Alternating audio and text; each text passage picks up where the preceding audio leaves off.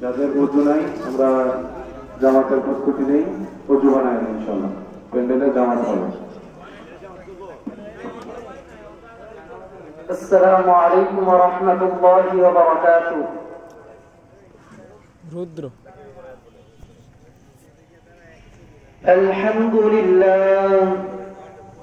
আলহামদুলিল্লাহ ওয়া কাফা ওয়া সালামুন আলা ইবাদিহিল্লাযীনা ইসতাফা। আম্মা বা'দু ফাআউযু বিল্লাহি মিনাশ শাইতানির রাজীম। বিসমিল্লাহির রাহমানির রহিম। হাফিযু আলাস সালাওয়াতি ওয়াস সালাতিল wusta ওয়া qumu লিল্লাহি قانتين। وقال رسول الله صلى الله عليه وسلم: أول ما يحاسب به العبد يوم القيامة الصلاة، أو كما قال عليه الصلاة والسلام। الحمد لله ثم الحمد لله।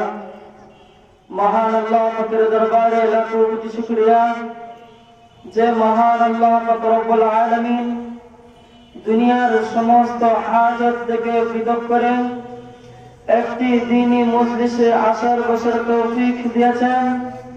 এর জন্য মহান আল্লাহ পাকের দরবারে লাখো কোটি শুকরিয়া আদায় করে বলি আলহামদুলিল্লাহ। আল্লাহ তাআলা বলেছেন, যে বান্দা আমার নিয়ামত পায়া আমার নিয়ামতের শুকরিয়া আদায় করবে, আমি তার নিয়ামতকে বাড়ায়া দেই। আর যে বান্দা আমার নিয়ামত পায়া আমার নিয়ামতের শুকরিয়া আদায় করবে না, আমি তার নিয়ামতকে ছিনিয়ে নেই। আরে দুনিয়ার মুসলমান, এই দুনিয়াতে তো সংক্ষিপ্ত একটি দুনিয়া।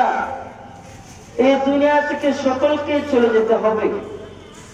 এই দুনিয়াতে কেউ থাকতে পারেনি, নবী রাসূলগণ থাকতে পারেনি, সাহাবায়ে কেরাম থাকতে পারেনি, আকাবিরিল্লাহ থাকতে পারেনি, আমরাও একবার থাকতে পারবো না। আমাদের এই সংক্ষিপ্ত জীবনের মধ্যে করণীয় কি? মহান আল্লাহ পাক রব্বুল আলামিন বলেছেন, আমি দুনিয়াতে বান্দাকে পাঠাইছি আমার ইবাদতের জন্য। ইবাদত কি? নামাজ, রোজা, হজ, যাকাত। প্রথমে বান্দার কালিমা করে মুসলমান হতে হবে। কালিমার মধ্যে দুইটি অংশ রয়েছে। এক নম্বর হলো লা ইলাহা ইল্লাল্লাহ, আল্লাহ তাআলা ব্যতীত আর কোনো মাবুদ নাই। দুই নম্বর হলো মুহাম্মাদুর রাসূলুল্লাহ সাল্লাল্লাহু আলাইহি ওয়াসাল্লাম। মুহাম্মদ সাল্লাল্লাহু আলাইহি ওয়াসাল্লাম আল্লাহ তাআলার রাসূল। যে ব্যক্তি কালিমার প্রথম অংশ বিশ্বাস করবে না, তার ঈমান থাকবে না। ঈমান না থাকলে সে মুসলমান হবে না। দুই নম্বর হলো মুহাম্মাদুর রাসূলুল্লাহ, মুহাম্মদ সাল্লাল্লাহু আলাইহি ওয়াসাল্লাম আল্লাহ তাআলার রাসূল। যে দ্বিতীয় অংশটুকু বিশ্বাস করবে না, সেও মুসলমান হতে পারবে না। এজন্য ভাই, প্রথমে কালিমা পড়ে মুসলমান হতে হবে। মহানবী সাল্লাল্লাহু আলাইহি ওয়াসাল্লামের প্রতি বিশ্বাস আনতে হবে। যে নবী সারাটি জীবন উম্মতের জন্য কষ্ট করেছেন, উম্মতের জন্য কান্না করেছেন, সে মায়ের নবী, দয়ার নবী, গর্ভে থাকা অবস্থায় মা আমিনা তাকে স্বপ্নে সুসংবাদ দেওয়া হলো যে তোমার গর্ভে যে সন্তানটি রয়েছে সে এই উম্মতের করুণাদ উদাস হবে। সে ভূমিষ্ঠ হওয়ার পর তার নাম রাখবে মুহাম্মদ, এবং সে ভূমিষ্ঠ হওয়ার পর তার জন্য তুমি দোয়া করবে। আমি তাকে এক আল্লাহর আশ্রয়ে সুপর্দ করছি। মা আমিনা আরো বলেন, মুহাম্মদ আমার গর্ভে আসার পর আমি এমন একটি নূর দেখলাম যার আলোতে বুসরা এবং সিরিয়াল প্রাসাদ সমূহ আমার চোখের সামনে ভেসে উঠল। মা আমিনা আরো বলেন, আমি মুহাম্মদের অপেক্ষায় সহজ এবং আরামদায়ক গর্ভধারণ করতে আর কাউকে দেখিনি। গর্ভধারণ অবস্থায় মহিলাদের সাধারণত ভূমি ভূমি বা মাথা ঘুরানো ইত্যাদি, কিন্তু আমার এগুলো কোনোই ভোগ করতে হয় নাই। নবীজি দুনিয়াতে আগমনের পূর্বে আরো বহু বহু ঘটনা ঘটেছে। আরে দুনিয়ার মুসলমান, নবীজির প্রতি কি এখনো ভালোবাসা জাগে নাই? এই দুনিয়াতে অল্প দিনের দুনিয়া, এই দুনিয়া থেকে সকলকে চলে যেতে হবে, কেউ এই দুনিয়াতে থাকতে পারবে না। মহান আল্লাহ পাক রব্বুল আলামিন বলেন, হাফিজু আলাস সালাওয়াতি ওয়াস সালাতিল বুসতা ওয়া কুমু লিল্লাহি কানিতিন। তোমরা যত্নবান হও নামাজের প্রতি, বিশেষ করে আসরের নামাজের প্রতি। আরে দুনিয়ার মুসলমান, যদি কোনো বান্দা নামাজ পাঁচওয়াক্ত আদায় করতে পারে, তাহলে আউয়ালু মা ইউহাসাবু বিহিল আবদু ইয়াউমাল কিয়ামাতিস সালাহ। কিয়ামতের দিন সর্বপ্রথম বান্দার নামাজের হিসাব হবে।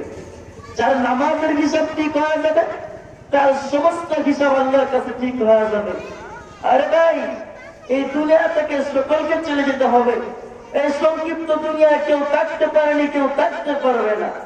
আরে ভাই, মুহাম্মদ রাসূলুল্লাহ সাল্লাল্লাহু আলাইহি ওয়াসাল্লাম আল্লাহ তাআলার রাসূল। আল্লাহর রাসূলকে আল্লাহ দুনিয়াতে রাখে নাই, তাহলে তুমি এবং আমি কে যে দুনিয়ায় থাকতে চাইতেছি? এই দুনিয়া থেকে যখন চলে যেতে হবে, তাহলে অল্প দিনের দুনিয়া, 60 বছর 70 বছর ভালো কাজ করে যায়। যদি তুমি ভালো কাজ করে যেতে পারো, তাহলে পরকালে নাজাতের দুনিয়া পাইতে পারবা। সাহাবায়ে কেরাম নবীর প্রতি এতটুকু ভালোবাসা ছিল, নবীর প্রতি এত মুক্তি ছিল, নবীর প্রতি এত বিশ্বাস ছিল, তারা কিছুই দুনিয়ার চাইছিল না। ছেলে চাইছিল না, মেয়ে চাইছিল না, নিজের স্ত্রীকে চাইছিল না, মা বাবাকে চাইছিল না, শুধু মোহাম্মদ মোহাম্মদ রসুল রসুল করছে। এই রসুলের প্রতি ভালোবাসা সাহাবায়ে কেরাম করছে। এখন আমাদের থেকে তো রসুলের ভালোবাসা চলে গেছে।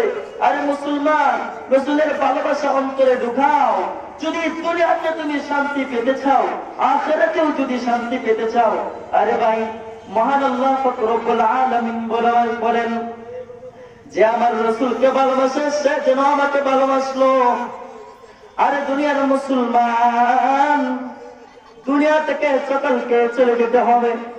আজ না হয় কাল একদিন দুনিয়া থেকে চলে যাইবা। এই দুনিয়া থেকে যেমন পূর্বকাল মানুষ চলে গেছে, তুমি একদিন এই দুনিয়া থেকে চলে যাইবা। পিছন দিকে তাকায় দেখো, তোমার বাবা দুনিয়ায় নাই, তোমার মা দুনিয়ায় নাই, তোমার দাদা দুনিয়ায় নাই। একবার তুমি ওই দুনিয়ায় থাকবা না। তোমার বাবা তোমার মাও তোমার মতো একজন ছোট ছিল, কিন্তু তারা আজ এই দুনিয়ায় থাকতে পারেনি। তাহলে বুঝে যায় এই দুনিয়াতে কেউ থাকতে পারবে না। এই জন্য এই দুনিয়ায় সংক্ষিপ্ত দুনিয়ায় ভালো কাজ করে যান, তাহলে মহান আল্লাহ পাক রব্বুল আলামিন দুনিয়া এবং পরকাল উভয় জগতে জান্নাতের পরিচালনা করবেন। আরে দুনিয়ার মুসলমান, আমার আল্লাহ তাআলা বলেন এই দুনিয়া একদিন ছিল না, तमाम आलम बिल्कुल ना पाता, फिर अल्लाह ताला पैदा करने से मौजूद हुआ। अल्लाह एक है, वो किसी का मोहताज नहीं, ना उसने जाना। এই দুনিয়ার সমস্ত একবার অস্তিত্বহীন ছিল, মহান আল্লাহ পাক রব্বুল আলামিন তারপরে দুনিয়াকে সৃষ্টি করেছে, মানুষকে সৃষ্টি করেছে মাটি দ্বারা। ওই আল্লাহ তাআলা আসমানকে সৃষ্টি করেছেন কুন ফায়াকুন বইলা, জমিনকে সৃষ্টি করেছেন কুন ফায়াকুন বইলা, সূর্য চন্দ্রকে সৃষ্টি করেছেন কুন ফায়াকুন বইলা। কিন্তু মহান আল্লাহ পাক রব্বুল আলামিন তোমাকে আমাকে মানুষকে কুন ফায়াকুন বইলা সৃষ্টি করে নাই। আরে দুনিয়ার মুসলমান, যে আল্লাহ তাআলা আমাদেরকে এত সুন্দর করে নিজের কুদরতে হাত দ্বারা বানাইছে, সে আল্লাহ তাআলার জন্য সকলে কাজ করে যান, ভালো কাজ করে যান, তাহলে দুনিয়া এবং আখিরাতে পরকালে নাজাতের ব্যবস্থা করবেন। আমি যে কথা বললাম আল্লাহ তাআলা এগুলোর প্রতি আমাকে আপনাকে সকলকে আমল করার তৌফিক দান করুন। ওয়া আখিরু দাওয়ানা আলহামদুলিল্লাহি রাব্বিল আলামিন। আসসালামু আলাইকুম ওয়া রাহমাতুল্লাহ।